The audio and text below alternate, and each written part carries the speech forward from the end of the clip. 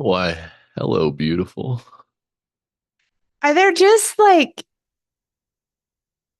are there things that I do that like you're like that is so flipping annoying?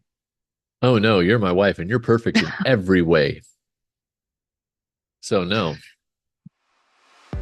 That's a Anyway, lie. anyway, welcome to the Life Unfiltered podcast show. Deeby deeby deeby deeby doo We doo do doo. not need a jingle. Yeah, I We think we do. I no, think I we don't. think we do. No, we Anyway, don't. welcome all you beautiful listeners. You're better people just for being here and listening to us. Let you know that. Tell your neighbor. I'm Justin Deweese. That's my unbelievably beautiful, somewhat cantankerous wife, Ashley Deweese. And we're here to, educate, illuminate, entertain, all the things. And just keep it real. Yeah. Oh, keep it real, real. FRFR, as the kids would say. Isn't that how you pronounce it? FRFR? Right. FRFR. Exactly. I'm Exactly hip. what. I got Oh I got my. dripping swag. Can I just say to change the topic so far? And I know you don't give a crap about this, but Oh, I do. I give a crap about I am everything. just continuing to be obsessed with the Travis and Taylor relationship. Like we are now, real quick update. Like we are finally at the point where that Ish is getting real because he obviously has the green light to like officially not the green light from her, but like they've given each other the green light to like start talking about their relationship. Like, number one, I was totally shocked the other day. Like, he did a bit in the Eras tour. Like, that popped up on my screen the other day, and I was like, why didn't anyone tell me about this? Secondly, he was on podcast recently, Busting with the Boys, and like literally talked about when he kind of really started to fall for her, etc. And I was like, oh my gosh, we are next level because now they're like, this is serious enough that we're going to actually like put it more out there for people. So I just have to tell you, like, you know, this is my little place of like joy. And it's just because I like seeing people being in love and being successful together and overcoming all of the crap and odds and whatever. And I just think it is amazing. So there is my monologue for the call. Just needed to get that out there. You know, I'm also here for people being successful and happy and all the things, right? But working on the assumption that we live in one of many different multiverses, that there's different copies of, Earth and whatnot, like the way Marvel tells it, for example. There is not a single one of those multiverses in which Justin Deweese gives two figs about that relationship. And that's okay. You're missing out, but that's okay. What exactly am I missing out on? I don't know. I don't know. It's just cool to see. I'm invested. I would like to be friends with them. They're two people that I look at and I'm like, I would like to be in your circle. So maybe I'll just manifest that. Like Travis manifested this relationship with Taylor. I'm going to manifest a friendship. Like how seriously, like just set aside your whateverness about this. Let's be honest. How fun would a double date between us and Travis and Taylor be? I mean, Truly. I listen, mean, first off, I make everything fun. Second off, usually, yes. you need to understand that if that were to happen, I'm going to nickname her Planky or Forky and it's going to stick. Hey, Travis, you bringing Planky tonight? Stop. That's not even funny. I don't care. It's funny to me. It's not even funny. So, anyways, I think it would be a cool time. Like if you're watching, like tell us, don't you think a double date, like seeing us on a double date with Travis and Taylor, I just think we were made to be friends. Well, my annoyance that you're harping at this relationship aside, this is actually a halfway decent segue into what I wanted to discuss today Great. See? because you having this crackpot dream of some sort of double date happening between us and them It makes me is sound a little crazy, right? Because there's it's people it, that'll be like, yeah, like that would never happen. yes, it's one of the things that makes you sound a little crazy, but it's thinking big, Right. and it's like outside the realm of possibility. And if you're not watching this on YouTube, A, get your Missing out. together. Well, B, or I put Spotify, because possibility. Spotify gives us the little video option. So, Oh, do they? yeah, But if you're not watching, if you're just listening right. because you're driving or doing the hibbity bibbity while you listen to this, I hope. I put Oh air my quotes around. gosh. Hey, I'm sure it happens. You need, I'm sorry, but you need more help than we can provide you if this is what you're putting on to like set the mood Hey, man, to get I've you been told going. many times I got a sexy voice. Well, So, you do have a sexy voice, but like, well, there you go. It's going to turn the cranks and loosen the okay. spigots. Okay. Anyways, what Anyway, you wanted to talk about today. if you're not watching, I put possibilities in air quotes because a lot of times we get hung up on what we think is possible. And so we don't think very big. Yeah. Right. And, Ashley and I are working with a mentor, and he likes to talk about the 10.0 version of yourself because, a lot of people, when they go through a divorce or want to move to that next stage of their life, right, they're like, I'm going for Justin 2.0. I'm going for Mhm. Justin and Ashley 2.0, right? Which is great. Obviously, Well, I can't wait. iteration. Can I pause you just a second, please? It'd be weird if you didn't. And I know that this is not the direction you're about to go with it, but I just have to say, don't wait until like your life is falling apart to like better yourself. See, people like are often like willing to put in the work when they find themselves in a position that they're like, "Oh crap, I need a new job. Oh crap, I just got divorced and I'm going to have to be more marketable in order to attract the kind of spouse that I want." Like, do you realize how your life could be improved and perhaps how your current relationship would be improved or your current work setting would be improved if you actually started working on yourself now and putting forth that effort and energy now? Okay, off the soapbox, but I need to say that. We can talk about that on another call, but I need to interject that. Well, I mean, no, it ties in here, right? Because again, that goes back to that idea of what's possible for me. Because we think, oh, well, I'm on this trajectory and I'm working towards the 2.0 version of myself, which is, just a couple steps above where I'm at.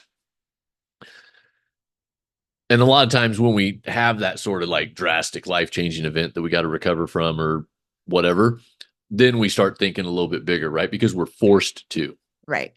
What I want to put forth is, and I think what you were getting at is, excuse me, the better way is to aim for that 10.0, to think big now, regardless of where you're at, Right. But regardless of what the situation is. yes, agree. I would love to spend time not talking about that aspect of it and really talking about what keeps people from thinking big. Well, it's your show. Let's go with it. I was speaking about this a little bit earlier this week with some of my clients in my Embrace Your Crown community. And we were talking about, often we fight harder to keep ourselves as close as possible to the version that we are right now. And so we dug in a little bit as to like, why is that? And I think there's like a few reasons. And so maybe what we could do is I'll just bring them up one at a time because I want to make sure that we talk about both of them. I think there's just two Let it that rip. we dissected. But one, I know for myself, one of the things that has kept me over the years hesitant to think too big is just like a fear of looking stupid, if I'm being Oh, honest. sure. I remember a mentor and a really good friend of ours, early on in our entrepreneurial journey. She's still a really great friend of ours and mentor. But she asked me what my income goal was that particular year. And I knew what I really wanted to work toward. And I was like, I don't know. Which that's the first thing, right? Is people, you ask them, like, what do you really want? And they'll be like, well, I don't know. And sometimes that is true. People don't know because they haven't given Right. that much intentional thought to it. But also, a lot of times it's because it's not that they don't know, it's that they don't want to say it out loud out of a fear of looking dumb. And for me, with her, when she asked me that question, I was afraid to say what I really wanted to shoot for that year by way of income because I thought that she would think it was ridiculous. That I was like, if I say this number, she's going to be like, Pump the right, brakes. right. Okay. That's what I thought. And so, out of concern for how that would make me feel, if she laughed at it, if she thought it was stupid, I didn't want to say it out loud. And, ultimately with some coaching, she finally got me to say it out loud. And she was like, I think that's amazing. And, it's something that I think we both have learned over our growth journey is that you got to always remember who you're talking to. Because the thing is she was someone who an idea like that was not crazy because she was already successful. She was Right. she was someone who was doing great things, doing big things, and that was not crazy to her. Now, had I said that to someone who was not at a higher level, right? They would be more likely to be like, yeah, that's stupid. And really, like listeners, like pause and think to yourself, because I'm sure this is very relatable. Like we're not the only ones that are going like, oh, there's this fear of rejection if we're to share like our crazy big goals or dreams. But often like the people that end up rejecting you, telling you your goal is crazy, that it's not possible, etc., are people who have never achieved something like that for themselves. And so it's like Well, and other people's limitations, like they end right. up putting that on you. Right. Oh, And of so course. it can keep us fearful of creating a bigger vision of really reaching for or thinking about bigger level goals or a bigger life for ourselves because out of the fear of what other people will think. And I just want to say like you need to consider who you're talking to. Right. And I think that fear is a very real thing, right? Because we don't want to be an outcast of the tribe, right? Right. And I mean, let's call a spade here.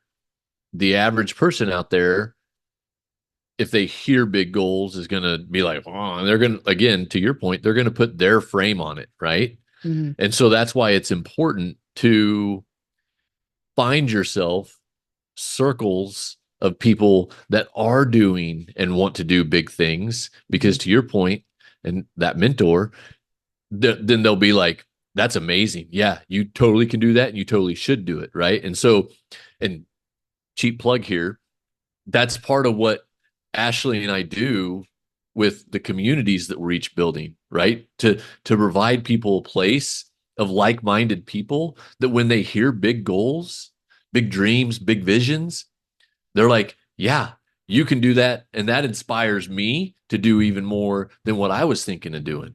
Or, yeah, you can totally do that. How can I help you do it? Right. That too. Right. So yeah, I mean the circle of people that you're in will definitely limit you, but will also increase that fear of speaking those big things, right? Because again, like if I came out and said, you know what, my goal is to make $2 million a year, Mhm. most of the people that I interact with on a day-to-day basis are going to be like, you are insane. There's Mhm. no way you're going to be able to do that. Like a lot of them can't even comprehend what $2 million would look like. Mhm. Right. But there are coaching groups that you and I are involved in that they're going to be like, yeah, that's totally doable. here, here's how I would do it. Here's some tools that might help you. How can I help you? That type of thing and it's going to be a much more powerful experience for you. Okay, but you started that out saying it will also increase the fear. So did you mean that it will increase your own fear when they're like, yeah, that is possible? Is that what you were getting at? No. I was saying if you're in a circle of people who don't believe that sort of thing is possible, that increases your fear, right? Because every time you put that out there and someone's like, "Oh, you're insane. You Oh, can't do right. that." Right. Right? Then the next time you're like, "Maybe I just shouldn't say that." Right? Right. Even more. Right. Got it. Got it. But Sorry, I also kind of went like on two paths there. it's okay. But also I do think that your own fear can increase, which I think that's another example of fear. This freaking chair, like it just keeps sinking and driving me crazy. Nobody else sees it. I Like feel it and it's all I don't you. like it.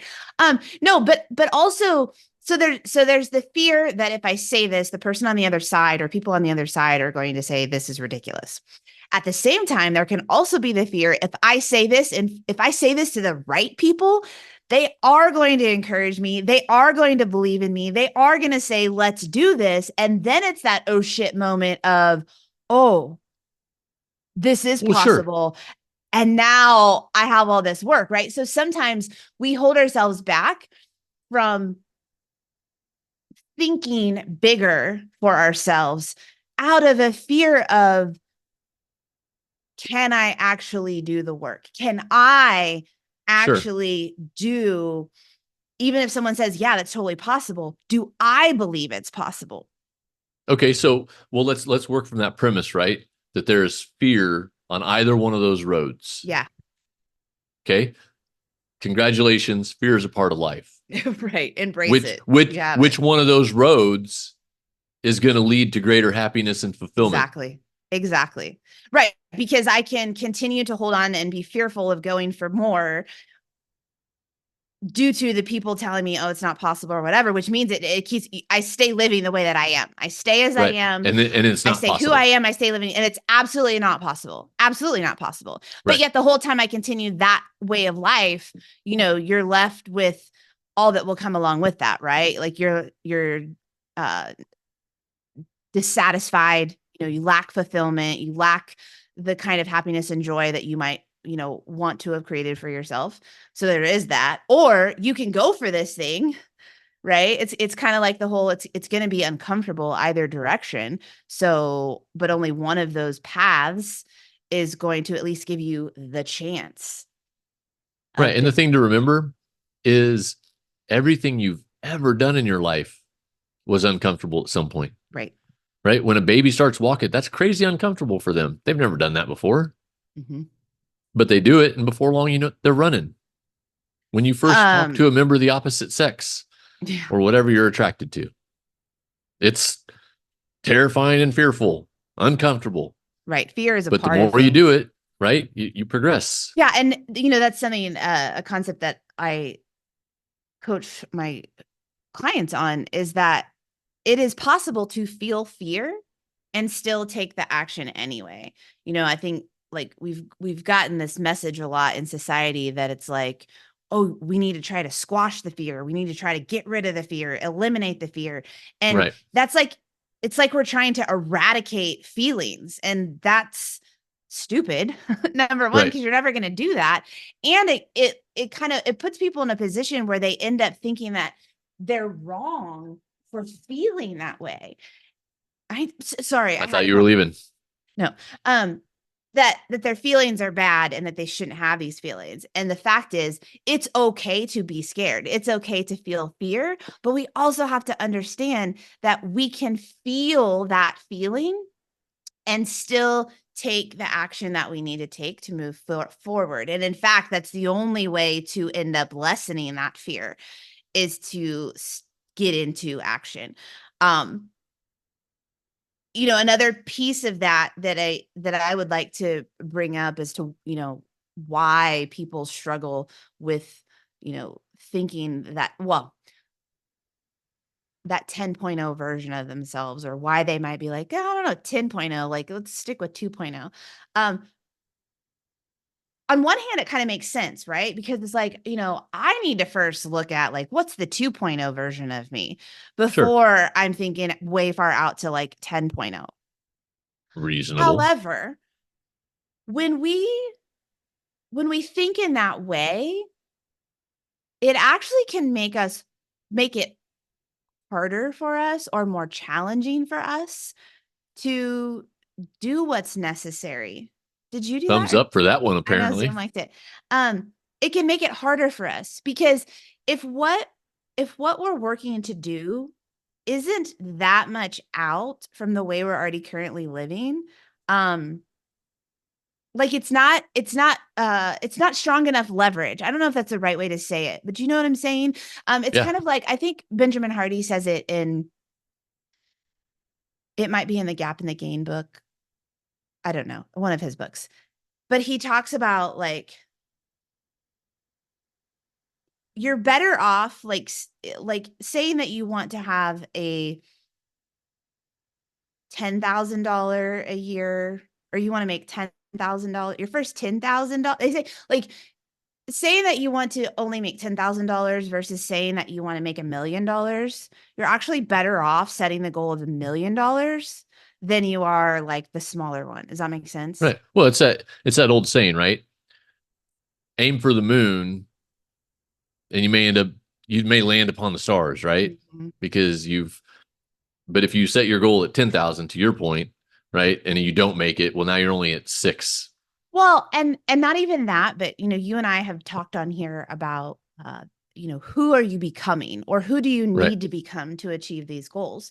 And so if if you have a very small vision for yourself and you're setting those smaller type goals, if you're focused on those 2.0 type goals and you're currently version 1.0, um there's not a lot that you're going to have to do to become Right. the 2.0 version of you. Whereas for you to go from the 1.0 version of you and become the 10.0 version of you, you're going to have to become new. Right. And so I think that was what I was trying to get is when whatever it is, like by keeping it small, we're kind of like, oh, we're playing it safe because I won't have to change that much. I won't have to change that much about who I am or what my standards are or the way I'm currently thinking or living if I keep these small goals. So it's kind of like we're trying to set ourselves up for like, we think it's going to be an easier win. Right. We want that But cheap win. but the easier win, the cheap wins are not as fulfilling Right. as those bigger wins, right? And so it's like 100%. you think that you're helping yourself out, but you're actually really hurting yourself, not to mention everyone else in the world by playing small. Right. Absolutely. Um, Another thing that popped up last night, and you ever have sometimes you're like in a conversation and like a thought or a download like just comes. You're like, I don't even know where that came from, and I don't even know if I've thought about it this way before, but it just popped into my brain. Yeah. Yeah, I mean, that's the like importance of exposing yourself to new ideas, right? Because then that kind of stuff happens all the time. yeah, I At guess least for me. Maybe not you. I don't know. I chalk it up to like God's like, oh, have you thought about this? And Right. just Huh? puts it in. Absolutely. So what Um, was it?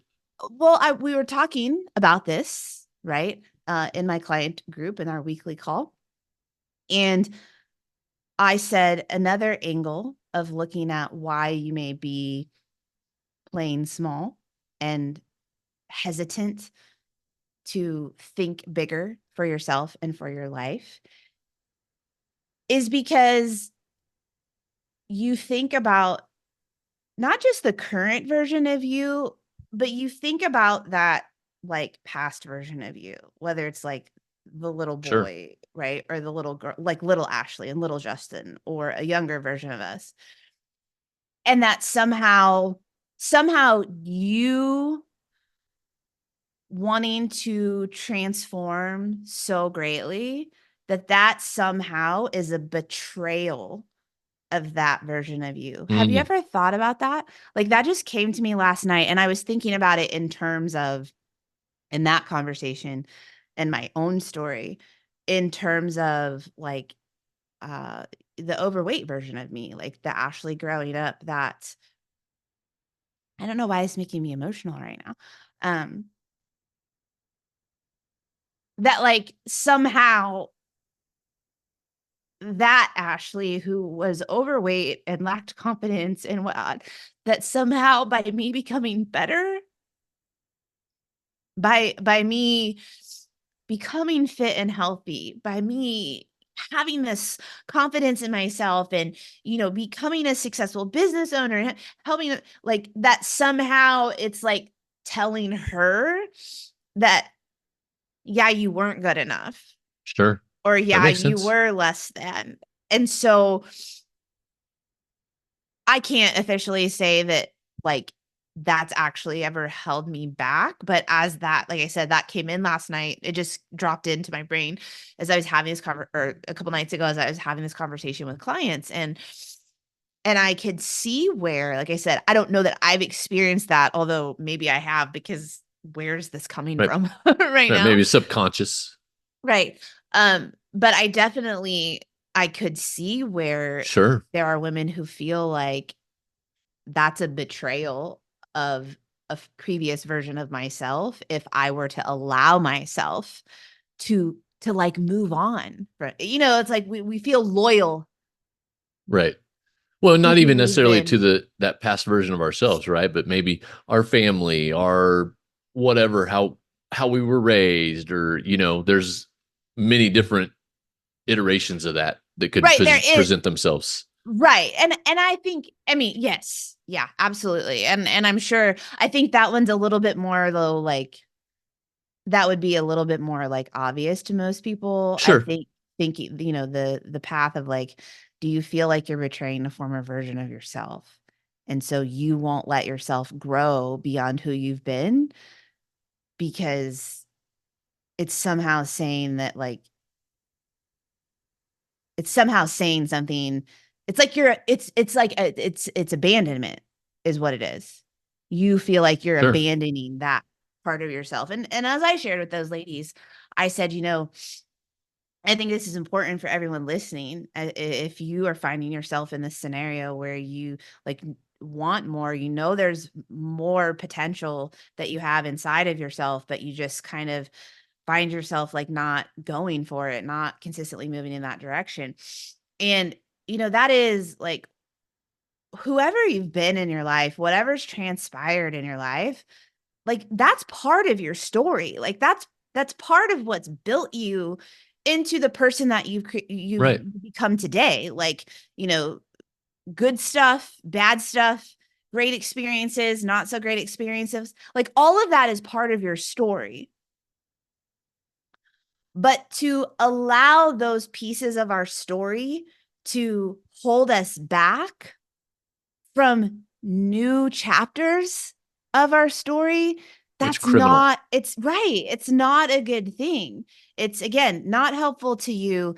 And it's certainly keeping some of your greatest parts of you and your greatest gifts that you don't even know what they are yet per se, but you're keeping the rest of us from experiencing those pieces of you because you won't go and develop that version of you because of what's been. And so it's kind of a situation where I explain it as like with growth, there's a grieving process. Like just like we grieve people that we lose in our life, there comes a point in every and maybe multiple times, I would say, as you move to new levels, that you will go through a grief process because you do have to let former versions of yourself die so that a new version of yourself can live. Right. And I Beautifully think said. sometimes like that's people can't put their finger on that. Why am I, because how often do you have conversations with men and they're like, I know that I want to become better. Like I know that I want to, Right. get healthier, or I know that I want to have a better relationship or whatever it is. And they get into that process. And then during it, like they feel some type of way, and I'm sure it comes out differently than it does as women are talking about it. But like women will be like, I don't understand. Like, I know this is what I want to do for myself in my life, and I know what I need to be doing. Why does it feel so, why does it feel so off? And it's like, because you're trying to keep both of these worlds together, both of these versions together. And that's often why it feels so heavy, because you're Right. trying to drag this previous version of yourself continuously with you throughout your life and grow at the same time, and you can't. Like, you're going to have to shed layers, you're going to have to cut bait, you're going to have Right. to put to rest these other versions in order for you to truly find freedom and peace and achieve your full potential. Yeah. I mean, that's, you know, transformation ain't easy. And that's part of that pain, right? And we have to realize and be prepared for it, right? Because I think part of what you were getting at is a lot of people maybe don't realize it and don't prepare for it. And so then when it happens, like, oh my gosh, this feels really uncomfortable and bad, and I don't Right. like it. And so I'm just going to stop. Right. And that ain't the answer. Well, and then there are others who recognize that it's part of the process, and therefore they will never start the process. Right. That too. And that's not a good option either. Right. Right. So you've got to be aware that it's part of the process, and then hook yourself up with mentorship and community that can help teach you how to navigate the discomfort of growth, how Yep. to navigate leaving one version of yourself for a greater version of yourself. But, to go through your days thinking small and never allowing yourself to like dream big. I mean, like, you got to become childlike again. Truly. I mean, you think about, we always love telling this story, kids have this, like, just nothing is off the table, right? Right. And so, like, we show up to preschool graduation ceremony, and they're doing a little slideshow of the kids with signs, a picture of the kids holding a sign that has, like, what do you want to be when you grow up? Right. And we're sitting there in the audience, and we're, smiling and whatever at all the pictures that are coming They're up. like And firefighters and baseball right, players and and astronauts, and and even those things in themselves, you're like, that's so awesome, because little kids are like, right. oh, that that's possible, and they don't think about why they maybe wouldn't be able to be those things. So we're looking and listening and waiting for our kids to come up, and all of a sudden, Dax's cute little smile comes up, and he's standing there, and he's holding his sign of what he wants to be when he grows up, and it says Black Panther. And just for clarification, for everybody's sake, that's the Marvel superhero Black Panther, not a member of the Black Right, Panther the Black movement. Panthers. But yeah, and we were like, okay. Not because, and this is Life Unfiltered, but you're sitting there going, okay, like, first of all, like, you can't become, which that's another thing, like, that automatically my brain's going to, well, no, you can't. Right. Right. Hater. Well, I'm just saying that can be I the default know. if you're not aware. That was like kind of before our full growth journey. But yeah, like one, like, it's a Marvel character. You can't really become Black Panther, really. I mean, I guess he could play Black Panther in a play or a musical or whatever, and then the other part of it, as I was like, you're as white as snow. Like, you cannot be Black Panther. Right. But You again, white puma. from his angle, that's what I want to be. And it's Right. not, there's nothing off the table, because I want that. And so that's what I'm going to say that I want. And so again, like, take yourself back to when you were a little kid, That and childlike and wonder. and that same mentor, shout out to Anne, that I mentioned earlier on, that was one of the exercises to wrap up here that may be helpful for our listeners, is sit down with yourself and put yourself back to that childlike state.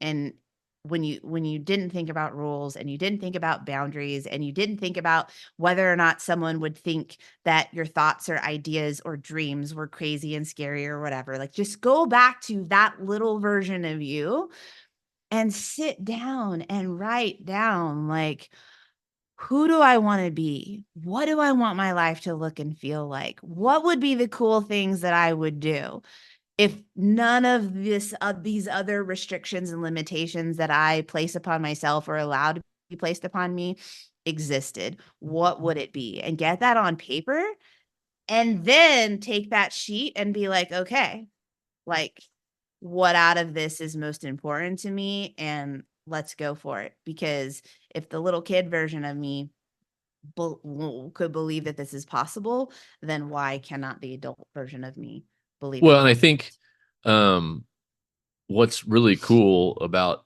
the exercise that Anne gave us is the specific way she phrased how to do it, right? Yeah. It's the wouldn't it be cool if Mm-hmm. Yeah. exercise, right? So you write that at the top of the paper. Wouldn't it be cool if? And I think the power of that phrasing is it's not saying, "Oh, I want this, I want that, I da da da da da." It's I think that phrasing triggers that childlike wonder and Right. imagination of like, wouldn't it be cool if? Right. Wouldn't it be cool if we had a private jet parked at Manhattan Airport that we could take wherever we wanted to, whenever we wanted to? Wouldn't it be cool if? And so, yeah, write that at the top of the paper and then just list it all out like you're a Well, little kid dreaming. and for warning, a lot of the initial things that you're going to come up with, because this is what she told us as well, like a lot of the initial things that you're going to come up with are largely going to be materialistic. Right. Wouldn't it be cool if I could drive that Range Rover? Wouldn't it be cool if I could, go and pay for a house in cash? Right. It's going to be that. But once she always said, like, once you get, because I think her challenge always was like 100, like make 100. a Yep. list of 100, like, wouldn't it be cool if things. And she was like, once you get to like 25 or 30, It it's gets going to hard. start feeling hard because you now have exhausted like the whole material possession The thoughts. shallowness. And now you're going to have to shift to, what do you really want? Right. And then it unlocks. What feelings and experiences are you really chasing in life? So that is your big nug exercise / homework. The wouldn't it be cool if exercise. Well, think bigger is the big nug, right? Well, sure. Okay. Like, you've got to start thinking bigger and giving yourself permission to think bigger. And guess what? If you don't have currently anyone in your life that would be the kind of person to hear your big goals and dreams for yourself and would respond with, oh my gosh, I think that is so amazing, go for it. Right. You got two right here. You can hit us Boom. up. In your corner. Hit us up on Instagram. I am at Ashley_DeWeese. You are what on Instagram? At the Justin DeWeese. But yeah, hit us up in the inbox. Like, we will be those people for you. Absolutely. We will be those people for you. In fact, it brings us great joy to be those people for other people. So anywho, hopefully you got some value today, at least one thing. Go put something into action. That's all we ask. Well, that's not all we ask. We also ask for you to share this episode or our podcast with someone else in your life, right? Because if you got value out of it, that's a really simple way that you can make a positive impact on someone else's life right here and now. It's just share it. Tell them about it. I know I'm doing the thing. Guys, I've got my amazed face on because she's actually doing the like, comment, share once instead of like, okay, guys, bye, and click it in. Amazing. Well, Dreams can come true. More dreams can come true because obviously, like, your dream came true. Oh, I mean, obvi. No, I was just saying, like, that is one thing that we do always ask of them, but we want you to put something into action, right, that you've gotten out of this episode and build upon hopefully the other action that you've been taking based on previous episodes. So right, anyways, rip it and rip it. Appreciate you. Love you so much for listening, and we'll see you next week. Like, comment, and share. So proud of her growth, doing the adult things at the end of a podcast. I mean, it's breathtaking when they grow up, isn't it, gang? I